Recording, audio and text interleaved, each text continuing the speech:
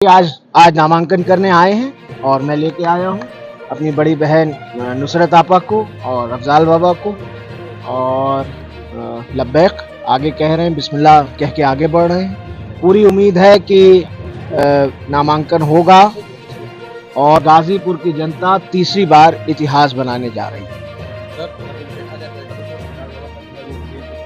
जी अभी सुनवाई चल रही है, 2.25 घंटे से सुनवाई चल रही है। हमारी तरफ से हमारे पक्ष के जो वकील हैं गोपाल स्वरूप Chaturvedi ji, senior most lawyer हैं, 50 इयर्स ऑफ एडवोकेसी, उन्होंने अपनी बहस पूरी कर दी। अब सरकार की तरफ से चल रही है या और जो लोग जिन लोगों ने भी इसमें अपनी अपनी दायर की हैं चीज़ें, उनकी चल रही है। और मुझे उम्मीद है कि न्यायपालिका से हमें इंसाफ मिलेगा, यकीनन मिलेगा।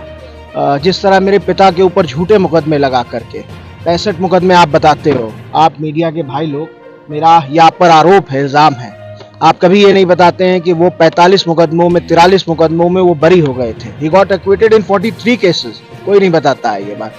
कितने केसेस उनके ऊपर हैं जो सन 2005 में जेल जाने से पहले उनके ऊपर लगे? मात्र एक।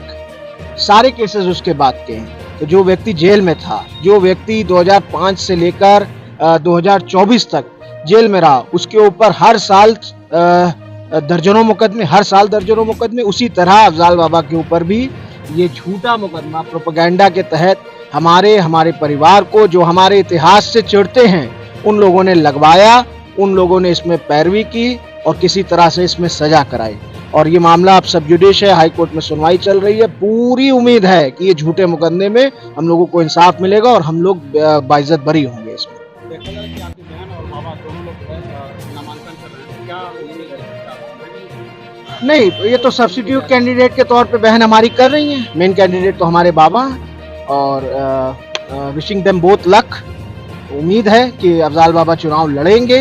किसी कारणवश अगर उनका नहीं हो पाया, कोई भी खुदा न खास्ता कोई ऐसी चीज़ आ गई, चाहे पर्चे से लेकर चाहे मुकदमे से रिलेटेड, तो उसके तौर पे भी सब्स्टिट्यूट कैंडिडेट हमारी बड़ी बहन नुसरत आपा हैं। And she is well qualified, well educated और बहुत समझदार हैं और मुझे उम्मीद है कि बहुत अच्छा करेंगे वो। और बाप और बेटी में क्या फ़र्क है? हमारा परिवार एक था, एक है और एक रहेगा और तन मन से हम लोग साथ हैं। और गाजीपुर की जनता इस बार इतिहास बनाने जा रही है, उसके लिए बाप और बेटी में कोई अंतर नहीं। हमारे परिवार का कोई सदस्य लड़ता, उसकी यही क्या नाम है, स्थिति रहती। पूर्वांचल में क्या देख रहे हैं? देखिए, लालगंज, आजमगढ़, बलिया, गाजीपुर, घोसी, जौनपुर, सब नोट कर लीजिए। कहीं पता नहीं लगेगा भारतीय जनता पार्टी का। और इस घटना के बाद जो मेरे पिता के साथ हुई, मेरे वालिद को जिस तरीके से ख़त्म करने की कोशिश को अंजाम दिया गया था और उसमें वो कामयाब हुए, उसके बाद लोग बहुत आहत हैं, बहुत दुखी हैं, बहुत गमगीन हैं और लोगों के अंदर इसको लेके बड़ा आक्रोश और गुस्सा है, जो मसलहतन लोग नहीं दिखा रहे हैं। और हमारी भी गुजारिश है कि वो लोग इस बात को और सारी चीज़ों को, जो महंगाई बढ़ी है, जिस तरह से बेरोज़गार हो रहे हैं लोग, हर मुद्दे को लेकर के इस बार जनता वोट देने जा रही है। और इन सारे ज़िलों में, ख़ास तौर पे पूर्वांचल में और उत्तर प्रदेश में 80 तो 80 ख़त्म हो गया। बनारस शायद जीत जाएंगे, मछली शहर अभी हम लोग लड़ रहे हैं, गोरखपुर हम लोग लड़ रहे हैं और इसके अलावा कौन सीट है आप बताइए ना? कोई सीट नहीं है इनके पास। और जनता इस बार पूरी तरह से मन बना चुकी है और आज तो वोटिंग हो रही है। आप पता करिए, आप तो मीडिया के भाई लोग हैं, आपको तो सब जानकारी है। आप देखिए, इस आज के समय में भारतीय जनता पार्टी चुनाव हार चुकी है।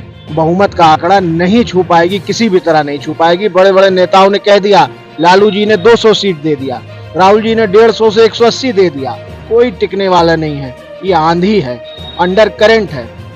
बहुत लोगों में आक्रोश है, बड़ा गुस्सा है। गरीब, मजलूम, बेसहारा और किसान सब परेशान है, बेरोजगार परेशान है और इस बार जनता उसी को याद करके वोट देगी। जी अभी तो बताया कि अफजाल बाबा मेन कैंडिडेट है, उसमें सब्स्टिट्यूट कैंडिडेट जो एबी फॉर्म में है वो नुसरत आपा है।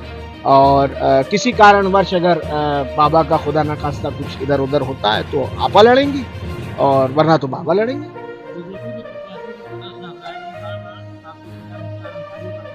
देखिए, मैं तो अपनी बात करूंगा और क्या बोलते हैं, आतंकवादी। बहरहाल तो जो इंसान अब इस दुनिया में भी नहीं है, उनके लिए अगर उनके ये विचार हैं और ये क्या नाम है ख्यालात और ये अल्फाज हैं तो ये उनकी संस्कार उनकी परवरिश होगी। वो मुझसे उम्र में बड़े हैं, मैं उनके लिए कुछ नहीं बोलूँगा।